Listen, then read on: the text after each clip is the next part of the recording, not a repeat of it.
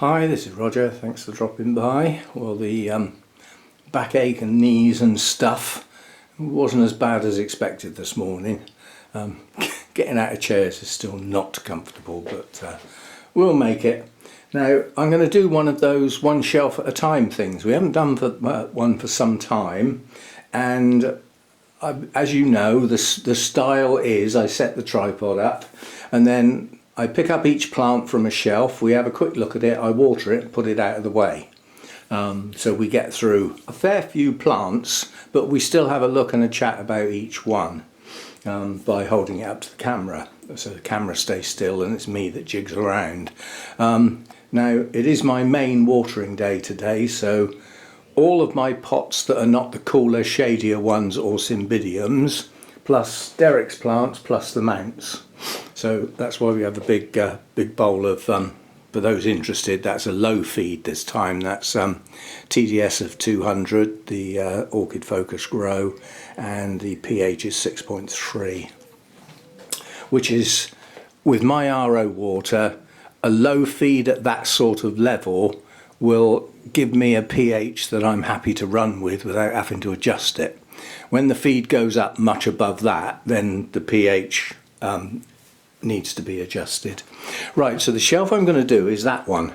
It's probably the shelf with the most plants on, and it's also a fair variety, including some that we rarely look at. Literally hardly ever. In fact, they only ever get looked at when we do this one shelf at a time, and that will be the last time they got looked at. There's some on that shelf need some work done, repotting and stuff. There's some looking very grim and might not actually make it, but we'll see how we go. So I start here and work my way round. So I've got all these to water before I even get to there. Then I move this out of the way and we'll start on that shelf. So I'll be back when we get to that stage. Okay, let's make a start. I put the camera in a place where you can just about see, well, I'll be in the way so you won't really see me water, but I'm only pouring water through a pot, not rocket science. You'll also see the plants as I put them on the table, and I've got enough room in front of the fan to be able to hold the pots up as I come round to water them, so it should work. Can't guarantee I'm going to know every name, but we should do. Right, this is one of the Prosthetias. Well, it's actually Orchids, Black Comet. It's got a nice spike on it. It's not a large division, it's relatively young division basically, and it's growing on. So we've got new roots down in the pot coming off this latest growth. It doesn't need repotting, it's been done recently I think, I'm not sure, I'll have to check when I look it up. And as I said, we've got a spike with some buds to come. Very dark colour that one when it comes out. It's all in the name, you know, Black Comet. So that one's doing okay, but it's not a large division, so it's got some growing to do. At one point or another it will put out 2 new growths on the latest growth, and it will start to expand. You know, where there was 1 you get 2, and then sometimes where there was each of those you get another 2. So a yearly advance as you go along. Not always, but a lot of the time that happens. What on earth is this? Oh, this is a Brassica hybrid. You know, this is the one, it was in my notes and I couldn't for the life of me think what on earth it was. This came back from Burnham's as a, it was in flower, it wasn't bad. As a Brassica hybrid, it's not very Brassica-like. The blooms are not that spidery.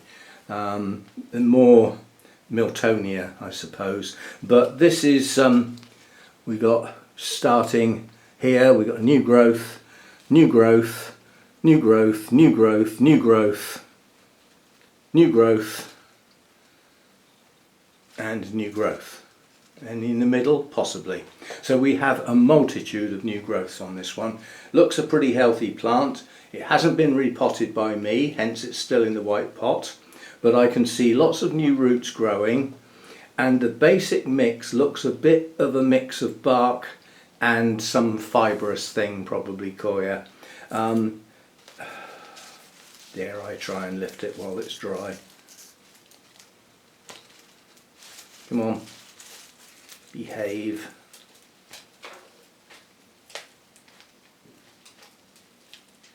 I'm not going to lift it right out because I'll lose a lot of media, but we've got actively growing roots down in there. So it's doing okay. I would like to repot it, and now would be a very good time because of this sheer amount of new growths going on and the fact that there's root activity. So I may, if it's not already on the list, I will put it on the list. The problem with this media is winter time. You know, when the growth slows down, well, sometimes even stops due to the short days and lower temperatures. Brassicas tend to be at the warmer end of intermediate, and this has got an amount of brassia in it. Trouble is, I don't know what else is in it. I mean, it's got a bit of Miltoniopsis in it, which would bring it down to a cooler grower as a part of the mix. Anyway, I would imagine we'll get some blooms on these new growths. It's doing fine. It's a nice plant. It was chosen for the plant rather than the number of spikes. Now this is one that's not doing very well at all. This is Tahitian Dancer, and it has never grown well for me. And as you can see, what we've got, the latest new growth is not much up to much at all. The one the other side is even smaller. There's no sign of root activity on this plant at all. It's been in the pot a while, but it's in bark, you know, and it should be okay. Bark and looks like growth stones. But it's got to come out of this pot and go in some new media, get the old pseudobulbs off, things like this which are rotting, and try and rejuvenate it, otherwise it will be lost. And it also, because the media is a bit old, it tends to stay wet a bit longer than I would like. So it's been trouble getting this one through the winter, and there's no signs of new growth this year yet. If I see a new growth on it, then that's it, I will repot it immediately. In fact, there it is. There is what I was waiting for. There is the new growth, just in there. So we will get that on the list. If it's, I suspect it's already on there. That's that one. The next one's deciding to throw leaves on the floor. I will pick it up so you can see what I mean. So what's happening on this is the oldest, not the oldest, but the next oldest pseudobulb is dropping its leaves. Yeah? When they naturally come off, either fall off or just you touch them and they come off, that's the right time. You don't have to do anything with that bulb. That's already sealed itself. Now this is a brassia of some sort. It's got no tag on it, so I've forgotten which one. I'd have to go back and try and find the video where I repotted it, which would be identified by the stake on the outside of the pot with a clip to hold the oldest bulb. But it's got a nice new growth coming. It's still got one bulb with leaves on. This bulb won't bloom. It's had its chance and it didn't do it. This one might. It's got some nice strong roots in there with root growth. Nothing wrong with that, and it doesn't need repotting. So that one's doing fine. Can't remember what brassia that is. It could be Santa Barbara. I can't remember. As I said, sometimes I lose a tag and I think, blow it, I can't be bothered. If it blooms, we'll find out. If it doesn't, then well, we'll just wait and see. Right, this is another one of these Oncidium types that's not doing very well, but it's recovering. And this is Barocco. This was bought, I think this had 6 spikes on it. The next lot of new growths produced spikes and they all failed. Not one of them bloomed.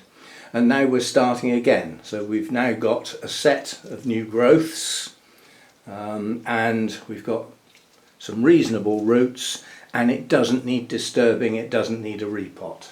So maybe these latest growths will actually put up some spikes that don't fail. Why that happened, I don't know. but the actual spikes failed. They didn't get to the point to form buds. They just didn't make it, basically. It's not, they didn't rot or anything like that, which was strange. Next we have a miserable failure that just will not grow. And this is my Epidendrum Comet Valley Orange Star. If and when it blooms, it has lovely blooms. This cane is dead, effectively. There's my scissors. I'll have to snip the roots to be able to take that out. There we go, there's nothing left of it anyway. I suspect there's others. Yes, this one's dead. I usually do maintenance at watering time. This one over here. The cane is dead, but it's got a kiki hanging off it that is growing some roots. And there is one, I won't even say reasonable growth, but there is one growth over here that might manage to get some roots down into the pot. It just will not grow. And I think this is one of those that this had the scale bad back at the other place. It had the heat and the light there, but here it hasn't got the heat in winter, so it sulks a bit. But it had scale really bad. And the thing is, it's known that the Bois Duval scale leave toxins when they bite into a plant. Well, if you get enough of that in a plant, it will just stall it. Yeah, it basically disrupts the growth that's going on in the plant, and it just doesn't grow. And this may be one of those. It's a pity, it was a lovely plant. Nice blooms and everything, but that's what I'm left with, is a pot with not much in it that won't grow. You know, you get plants like that sometimes that just will not push on. Right, what else have we got? We've got a biggie now. Ooh. Now I had, you have to bear in mind, you have to use your imagination, I split the plant in three. This is a third of the plant. This is one of the three that I split. The other one's on the other shelf. I've had this some time, got it at Burnham's, just walking along, and I saw what I thought was a nice healthy looking Oncidium type. No blooms on it. It had a tag, Catatanti, and it's an Oncostelli. Well, that's probably changed. And the plant, the major, you know, when it was intact before it got split into three, grew new growths, no blooms. So I split it and repotted, hoping that that might trigger some blooms. Not a light. So I've had this plant some time. It's a healthy plant, nice plump bulbs, and it will not bloom. I'm not going to chuck it away, because it will one day. Something will just trigger it one day. Difficult to know what. This isn't the one I had at the old house, and the one at the old house did bloom. So maybe it's a heat thing, because obviously that's the one thing I haven't got here. I can replicate quite a bit of the light conditions, but I can't replicate the heat, especially in winter. I mean, on sunny days at the other place, with all the fans running and everything like that, I used to get above 30 degrees. Well, I don't want that. I don't want that at all. Right, we're getting to the point where we're going to run out of room soon. This is another one of these Oncidium types that just will not get going. But it's being given a chance. I think this is its last one. Just will not grow. And it's got no name. It came with the label of Cambria, and it's one of those Odontoglossum types, so it's effectively a cool grower, and it has beautiful purple blooms. And so that's why I'm really giving it more chances than it deserves. But again, this one got attacked quite badly by scale. Anyway, we've got a new growth here. I think this might be two plants, not sure. Another new growth coming up here. This new growth isn't going to mature properly. It's got a crinkled bulb. Not much root activity, no signs of much going on really. Hopefully it'll make it. It's worth giving it a try, because the blooms are so nice. You know me, those odont types are my favourite types of orchid blooms anyway, so we're giving it a chance. Well, probably on its second or third chance actually. Right, I've got another Oncidium type now, but this hasn't got a name. Oncidium hybrid. Looking at the pot, I think this is the one I got from Spice Exotic when I did my second day dash back to Wisley to spend some more donation money that was kindly donated while I was away on the first day. But yeah, I think it has a spike with quite a lot of blooms on, the basic yellow dancing lady type with some red on. It was quite attractive, but the blooms weren't very big. A nice strong new growth coming up here. This was the last growth, that's got a nice bulb, and we've got another nice new growth here. So it's a nice plant. I don't know what it's planted in, but knowing Spice Exotic, it's in that cocoa fibre stuff, and because not a lot of people like that stuff, some people are wary of it, it's been topped with bark. It might have been topped with bark just to bring the level of the media up to the right place. In other words, it might have been a bit underpotted, so it was just being corrected. But I haven't repotted this. Again, you can tell by the fact it's in a white pot. Still got the plant passport on it. So this would have been bought in to sell at Wisley, which it was. Right, now we're going to run out of room, so the next ones that I do I will have to bring back over here on the shelf. I might be able to get this one on here. Now this is my only actual Vanda. It doesn't do very well at all. It hasn't got the heat in the winter, it sulks. I've tried growing this in many different ways. I'm fed up with it, quite honestly, but it's still growing. We've got a new leaf here. We've now got some coloration on the leaves. We've got a bit of purple, so it's getting enough light now, which means we might get a spike. But it's very difficult to water. I just basically pour loads of water over the roots and try and hydrate them. What it could do with is soaking in a bucket for a couple of hours, because these aerial roots are very difficult to hydrate. But as I said, it's still growing, it's still got on growth. As I said, I just pour water over these aerial roots, and after a couple of drenches they do start to go green. They have actually got growing tips on them, and there are a couple of roots that are actually down in the media. So obviously by watering that, there are some roots that are getting well hydrated, but these aerial ones, they don't get as well hydrated as they should do really. One sticking out here, that's got a branch on it, that one. But there are some roots down in the media. There can't be a lot of root growth down in the media, or we'd have some new ones sticking out the side of the pots, which we haven't got. Right, now we go back round, you can see that these roots are now starting to turn green. I could stand here for a half an hour and get them totally green. Yeah, like that's going to happen. As I said, I'm fed up with it. It doesn't suit this growing environment. It's not right for here. It needs far more warmth than I can give it. It stops growing in the winter. It's got very little root activity. So I just keep it and keep it in the best light I've got and see what happens. Now, sidetrack. How many of you have been watching Chelsea Flower Show? Now on the BBC we've had afternoon sessions and evening sessions.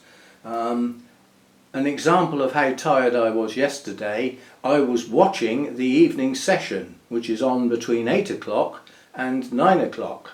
I woke up at 10:30. So I missed, I don't know how much, because I don't know when that happened, but very tired. But there was quite a long piece on Dino. Now, I know Dino quite well, always have a good chat at shows and things. He's done talks for both orchid societies that I've belonged to. And they did quite a long section on him, including a bit of his history, where he comes from and the fact that he had to evacuate with his mum from the war, all that sort of stuff. And it was really good to see him. But he had one of these. This is Renanthera imshutiana, and he had it in bloom.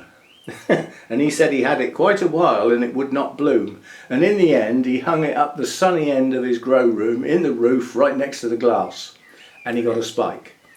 I think we might be doing the same, because these can bloom at what seems like a small sized plant.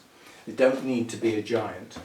Again, we have some roots in the pot and quite a few that are hanging out of the pot, so it's difficult to hydrate properly. But these don't need lots of water, these types of vandaceous plants, as they grab a bit of rain when there is some, and they get a fair bit of their hydration from the air, from the moisture in the air, from the humidity.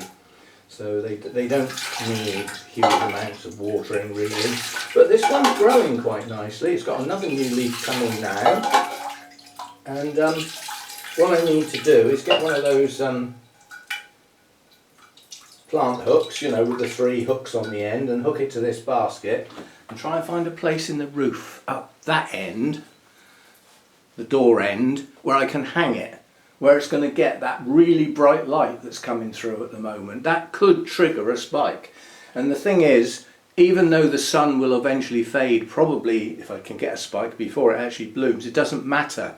It's triggering the spike that matters. If the light changes after that, it'll still carry on.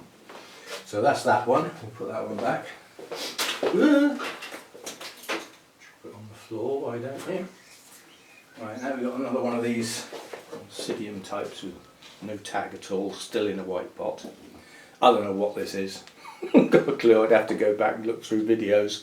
But what it has got is a nice strong new growth, which is now starting to put out a new root system. It's some sort of fibrous media, but it's incredibly coarse. So I'm happy for it to stay in that until such times as it's got to come out of the pot. There's just about room for this big bulb here to grow and mature, and a lot of the roots will go down in the pot, which is what we'll let it do, and then we can think about repotting it at another time.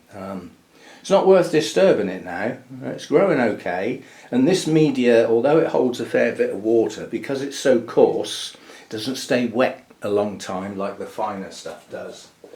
What it does do is get my water dirty, because as I water through the pot, there's a fair bit comes out the holes in the bottom.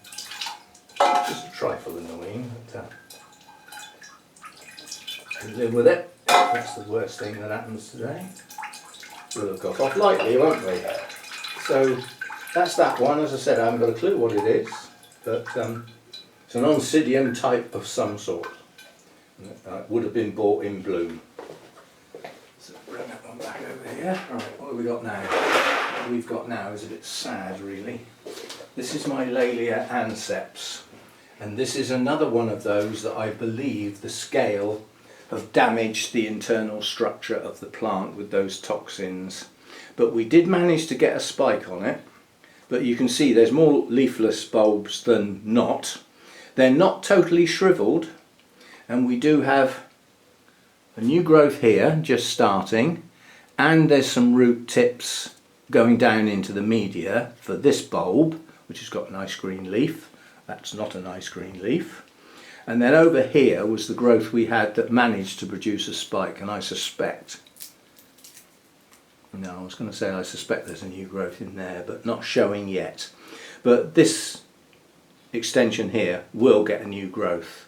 It's been in this pot quite a long time, but it's bark and grow stones. It doesn't need repotting. It needs minimal disturbance to try and get a better root system. It has got some roots down in the pot, but not doing as well as it should, but I would say it's recovering. Managed to produce a bloom. So it's getting better. And hopefully in this growing season, we'll get some reasonable growths which will bloom. But in this media it's impossible to overwater this, so it doesn't matter how much water I throw in there, most of it comes out the bottom. Right, that's that one, and now we're up to the last one on this shelf. I don't know how long that video is going to be, but bring this one over. This is a Brassica. I forget which one this is. This R. Oh no, it's not. It's a Prostetia. It's radiata. If I'd looked at the top of the growths, I'd have not called it a Brassica. I was looking at the base and the new growths. Right, so this is radiata. We've got a spike coming up here.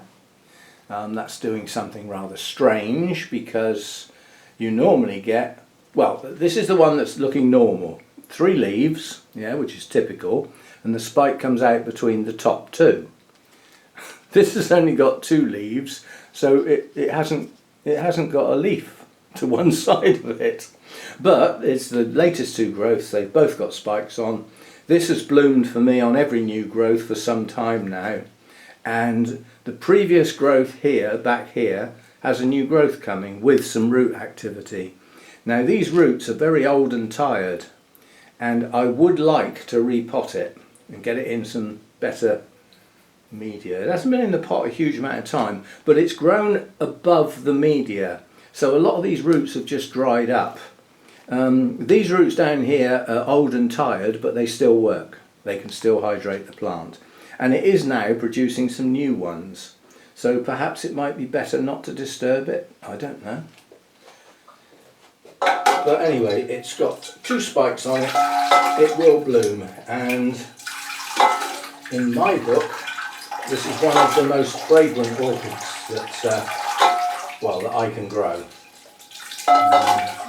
Prostetia radiata. Unfortunately, it is quite a strong fragrance, especially when the light increases, and Hannah can't stand it. It gives her a headache bordering on a migraine, so she's not happy when it comes into bloom. Right, so that effectively is the 1 shelf at a time on the shelf that's got the most pots, up in that corner. Now the far end of that shelf is getting the strong light at the moment, so that's where the Vandas and the Brassias and my Laelia, that's where all those bright light orchids live. And then gradually, as we come back towards where we are now, there's less light. It's still good light, still quite bright, but it's not that light that's coming through the roof at the moment. So that's that lot. We may do another one like this perhaps next week. I don't think there'll be a Project Orchids video next week because there's nothing going on. So we might do another one of these. These have been popular in the past. I won't know how popular it's going to be until I see the views in 24 hours time. Well, tomorrow morning when I get up mainly. Sunday chat will be a Sunday chat. I am here. We'll see what we can do with that. And yeah, as for next week, totally unknown. I haven't got a clue at the moment. So I've got to get all these back, and effectively where I am now is halfway round the grow room. So this half of the grow room, which is the Paphiopedilums, the few on that shelf, the couple down there, there's a few on the bottom shelves of that lot over there. The staging is off to one side so that I can get in there and get at the plants. That now goes back once I put the plants back, and we go over and we start over there. And because we're not doing the cooler, shadier ones, that means, hang on, let's take the camera off. I don't know what I'm even pointing it at the moment. Let's get back to pointing it where I want it to go. So this shelf down here is cooler, shadier ones, as are those. This might sound odd looking at the size of the plants. The Pleiades get watered and fed at the same level as the Cymbidiums. So they come into the watering cycle with the Cymbidiums, which will probably be Monday. Well, if you knock the tripod over. This shelf up here is a bit of a variety. My Nobiles are along the back there. We've got an assortment here that's in bloom. That Odontype's going to finish blooming soon. And then that top shelf and that top shelf are my Coelogenes. Over here we've got the Zygopetalums, and some more Restrepias, cooler, shadier types, and then down there are the Masdevallias. I've been moving a few things around, and the one thing you might notice is the Deesas aren't up on the black tables anymore. They've been moved to a shadier position. There's more people think that they should be reasonably shaded rather than in bright light than actually think they go in bright light. And looking at where a lot of them grow, they grow in gullies and you know, ravines and things like that, and they look like they're areas where the sun don't shine. So, you know, they're on the side of a mountain, tabletop mountain, but I bet they don't grow on all sides. I bet they grow on the south side. Now, you have to turn your mind upside down. This is South Africa. So the sun shines from the north, not the south. So the south is the shady side. And I suspect they grow on the south and the southeastern side in relatively shaded gullies. So the light would be good. The air would be brilliant because of the height. So it'll be lovely clean air, hopefully. And mine aren't doing that well. So I thought, well, if you leave them where they are, they're going to carry on not doing very well. So I thought we'll try them in a more shady position and see if they pick up. I'm changing the water reasonably frequently, and that'll be the next time I have to get the RO unit out when that date comes round that they need changing. I've got enough water to last till then. So there we go, that's it for today. And as I said, when I'm doing one shelf at a time, I do vary it sometimes. Like if I did that shelf with the Coelogenes, I would do that one as well, so that we do all of them. Be silly to only do half of them. This shelf would be a good one to do because it's a variety of types of plants. Anyway, we will possibly do another one of those soon. And don't forget to do the old like, and don't forget the old thumbs up, same thing. And you know, if you're not subscribed, that might be nice to do, although YouTube doesn't take so much notice of that nowadays. It's the old thumbs up that YouTube seems to like most. Well as watching the video, obviously. What it likes is people who start and finish. So that, you know, it can think that not only the video on the channel held somebody's attention, but they also stayed on YouTube for the duration of that video. That's what YouTube aims at, is keeping people on YouTube, stopping them wandering off to Instagram and Facebook and all that sort of stuff. That's what it tries to achieve. And when it's achieved by channels, those channels get a bit of a boost because it's helping YouTube. More adverts might get watched and all that sort of stuff. So anyway, I will see you tomorrow for the Sunday chat. What should we end on? Here's some thoughts for you, those that are still here and haven't wandered off to Facebook and Instagram. This is Cymbidium tiger tail. It's a very attractive bloom, and it's a semi-cascade. So it does cascade over, but you don't have to stake it. It will stay at this sort of height naturally. It's a massive plant. To keep it that size, I'm going to have to put it into quite a large pot. And obviously during this growing season we might start dropping some leaves on the older bulbs. That is possible. If I split it, how many people would want to buy a piece from me? You'd have to pay the postage, and I'd have to find a box big enough, and you'd have to wait till it gets split and comes, you know, out of the pot, which is after it's finished blooming, obviously. But that's what the blooms look like, and it's not a giant. You just scan round. If you look at the size of the leaves and the size of that plant, and then come round to here, this is like a semi-miniature. And it's floriferous. It's a good bloomer. Anyway, some thoughts. What do you think? Obviously UK only. Can't post outside the UK. Although I haven't found out yet, because there's nobody I could ask to get the facts correct, because the detail has not been given. But we, the UK, have just done a new trade type of deal with the EU. And as a throwaway sentence on the list of things that they've achieved in that deal is removing a lot of the restrictions on plants. And they left it at that. Well, does that mean we're going to be able to go back to where we were? and buy orchids from the EU and vice versa, send orchids to people we know in the EU? I don't know, because the details haven't been given. It's typical UK government. They dangle stuff at you and everybody feels really pleased because something positive's come out of it, and then when they put the detail out, you just get shot down half the time. But we shall see. Would be nice if we went back to somewhere near it anyway. It's just too expensive. You just can't do it. Anyway, that's enough of waffle, and I will see you next time. Thanks for dropping by.